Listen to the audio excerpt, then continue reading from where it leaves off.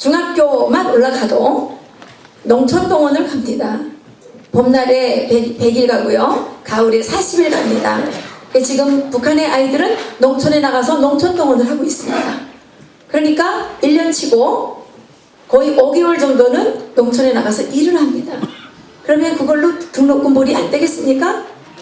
예, 북한에서는 하도 아이들이 농사를 짓기 때문에 농민은 지도농민이고 강냉이 영양단지라는 게 있어요. 김일성이 만들었다는 뭐 주체 농법인가 뭔가 있어가지고 강냉이를 이제 먼저 온실에서 키워가지고 내가 키우는 게 있는데 그 영양단지 찍는 거는 아이들이 계속 찍기 때문에 강냉이 단지는 학생단지라는 유행어가 있어요. 그 아이들이 그렇게 일을 많이 합니다. 그러면 그 아이들도 역시 무료 교육은 아니라는 얘기죠. 노동력을 이미 바치고 있지 않습니까? 그렇죠.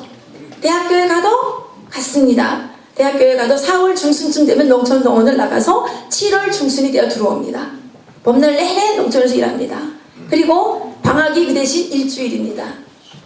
여기 아이들은 방학이 몇 개월입니까? 5개월입니다. 대학 때. 그렇죠? 그래서 내가 아이들에게 얘기합니다. 니네 5개월 동안 나가서 아르바이트 열심히 하면 등록금 못 버냐? 아르바이트 하면 한 달에 100만 원은 벌 거 아니에요. 그러면 5개월이면 얼마예요? 500만 원은 벌 거 아니에요. 그죠? 그러면 북한이 무료가 진짜 무료냐? 거기에다가 노동만 하느냐? 북한의 대학교 가면 계속 내라는 게 많아요. 이건 중학교, 초등학교 다 전반적으로 다 같습니다. 외화머리 과제가 있고요. 꼬마 계획 과제가 있고요. 그 다음에 그 학교를 관리 운영하는 모든 거는 다 아이들의 힘으로 해야 되는 겁니다. 그래서 저희들은 대학 때 이런 경험이 있었어요. 이제 대학교 이제 바닥에 그 도끼다시라고 그러더라고요. 이렇게 그 돌하고 세멘트하고 섞어가지고 그 대리석처럼 만드는 거 있잖아요. 그거를 해야 되는데 돌을 채석장에 가서 가져와야 되는 거예요. 집에 돌이 어디 있어요, 그렇죠? 그러니까 우리가 습격조를 모아가지고 여대생 3명에다가 남학생 2명 해서 채석장 근처에 가가지고 1월달에 잠을 잤어요, 거기서.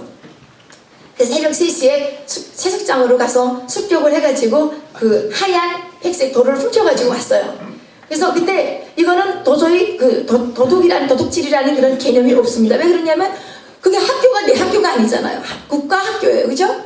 근데 국가의 채석장의 돌을 학교에다가 옮겨놓으니까 이건 자리 이동일 뿐이지 내가 뭐 훔친 건 아니거든요. 근데 우리가 잡혀갔어요. 그게 그 하얀 돌이 쭉 학교까지 따라와가지고 우리 잡혀갔어요. 그래가지고 잡혀가서 뭐 진술서 쓰라 그러는데 뭐 진술서를 썼지만 우리는 책임의식을 느끼지 않습니다.